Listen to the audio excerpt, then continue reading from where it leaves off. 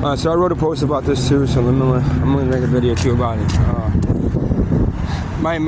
Once again, I go to a hotel a week. I have almost a full tank of propane.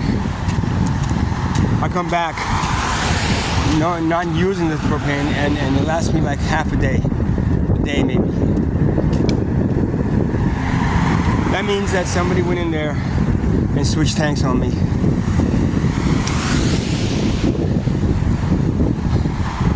Propane doesn't just disappear from a tank that's not used.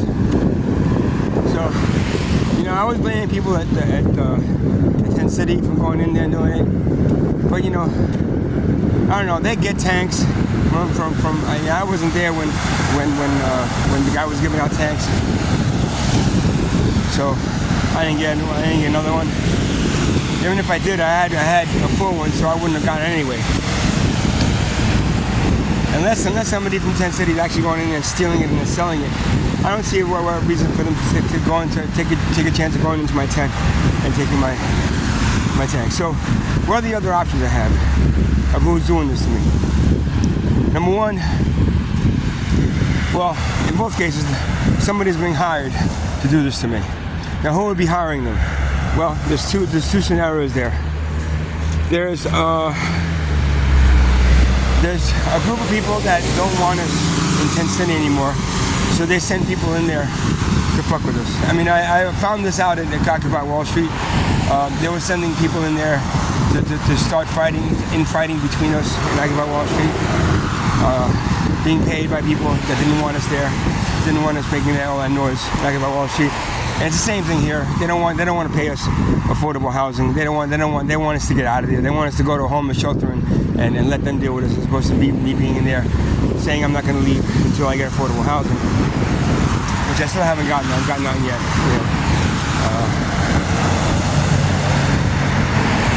So, group of people paying somebody to go in there and messing with us, and I have an idea who that might be actually. At this point, I won't mention his name, but I have a feel kind of funny. He was being nice to me for a little bit, and then all of a sudden he pulled back and disappeared, kind of a thing. And then he was trying to figure out, where I'm coming from and where the how my because he did come into my tent once, so he knows how everything is situated in my tent. Number one. Number two, it could be my brother and sister. Mostly my brother, my supposed brother, because I don't really believe they're my family. I mentioned it in another video. I actually don't think they're my real family. I believe that I was somehow either taken or somehow they raised me as their child. But I was the last of 4 children. My mother supposedly had me at the age of 37, I think, or 35 or something, which I doubt she had to have any babies at that age. Now, it is kind of funny because, well, not funny, but it is kind of ironic because when she moved here from Italy, well, this is what they told me. When I was about 3 years old, I had gotten a really bad fever, and I was facing death, and they rushed me to the hospital. No, they rushed me to the local doctor in town, and the doctor didn't want to like treat me because it was late at night and stuff. And supposedly my supposed father, threatened to kill him if he didn't save me. And so he ended up saving me, and I survived that fever at the age of like 3 or something. But what if I didn't survive? Or that baby didn't survive? What if that baby died and my mother went through such turmoil? My supposed mother was, the woman who raised me, went through so much turmoil that she couldn't stay in that town anymore. May my father beat the shit out of the doctor for not saving my life. I don't know what the real story is behind it, but what if that happened and my mother and this woman lost this child, and then because of that they left my little town in southern Italy and decided to come to New York. Now my mother, I said before, the woman with my mother She was not a very outgoing person. She was at home, she basically cooked and cleaned for us growing up. She didn't really do much else. She didn't work or anything. Brought us here from Italy and raised. Now, I don't remember anything before the age of 5 or 6. There's one memory that I remember watching TV in a little apartment that we lived in when I was maybe 6 years old. 7 maybe, I'm not sure. That's the only memories I have as a child before. Then I have the pictures of me. All the documents that I have really don't look like me. A few pictures that they have, each picture looks like a different child. What if I didn't survive, came here, and then once I was here, my brother, that was acting as my father, because my father, when we came here, he stayed for a little bit supposedly. Then he went back to Italy because he didn't want to be here. And my mother decided to stay here with us to raise us. What if my brother felt so bad about my mother doing this that he was walking through some place and all of a sudden, there was a little kid there lost. He picks up the little kid, puts him on his shoulders. Because I remember the one story my brother keeps on telling me, I remember when you were young, I put you on my shoulders and we went to the movies. Maybe that's what he did. And then kept me in the movies for a few hours, and then picked up and left, and then brought me home. My mother, as a lost child that he found, and I don't know where the mother is, probably abandoned or something. Gave some kind of bullshit story, which he could have just went to the police and said, hey, this kid was lost.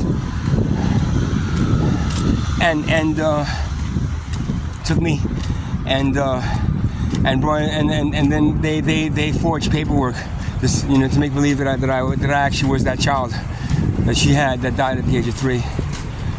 My passport, I don't remember coming on a plane. I don't remember flying in a plane when I was 5 years old. I don't remember doing a lot of things that they said that I did when I was young. What if that child died and they replaced me with that child and kept me there? I know the story sounds, unbelievable and sometimes crazy. The thing of it is, I cannot make sense of my childhood. My childhood doesn't make any fucking sense. None whatsoever. I don't understand how they could believe something like that. How they could do something like that. But at the same time, it seems reasonable, especially since the story I heard about me almost dying when I was 3. And then they're bringing me from Italy. How about if all that is a lie? And I really did. It was somebody else's kid that they ended up abducting and then raising as their child that was lost. Probably the same age, 3, if it happened at 3, 2 years before they moved to Italy at 5, and they found this kid walking around, 1970, 71 when they came here. My brother found and basically, took him and decided to raise him. And everything. So that story itself makes a lot of sense too, because if you think about it, this is why my brother, now that I'm saying that they're not my family, my brother doesn't, my sister have actually helped me out at all. My sister, when I ask her for help, she once in a while, if it's Christmas time or when she comes in with a bag of fucking food that I end up throwing most of it away because I cannot eat the food. I eat a little bit of that food and I fucking feel like throwing up. So I don't know if it's me, if my brother sends it to her to fucking poison me. I don't even know. I don't even know. So I end up throwing away most of that food anyway, and then she gives me a little bit of money once in a while. But say now I'm stuck right now, and I send her a text. She doesn't answer my phone calls. I send her a text or a message saying, please, can you give me a hand because I really need help. I don't want to ask. I don't want to beg people for money. I don't want to beg people that I don't know. At least we're family. Listen. My sister had cancer years ago. And I helped her. I brought her. Basically, I was driving her into the city every 2 weeks to get chemo treatments. I helped her when she was dying. When she had, when she was facing cancer. Then afterwards, my mom ended up getting really sick from dementia. She started getting dementia the moment that's supposed to be my mom. And I spent 5 years of my life helping my sister take care of this woman until her death. Meaning, I lived there, and I would work part-time during the day and at night, and then at night I'd work part-time, and then during the day I would basically, when my sister was out of work, I would help take care of my mother, and they got a home health aide to take care of her the rest of the time. I spent 5 years doing that for my sister. And now for all that I've done, she can't even I can't even take a shower at her house, man. I can't walk. Whenever she has mail, she leaves it outside the door like a dog. I gotta go pick up the mail outside, that she leaves it like a dog. Whenever it's something, that I need, she always, it's always a distance away. It's always a distance away. She brings it to me here, but then it's only when she deems it necessary to throw me a fucking scrap. Now she has not helped me get an apartment. She has not helped me get another car. She has not helped me do a lot of things that they were helping me do at one point in my life. So to me, my brother told me because I mentioned that all this shit about me not believing that they're my family. Since I did that, he has not even fucking called me to find out how I am. He lives in Rome, in a fucking beautiful apartment in the center of Rome. They both have money.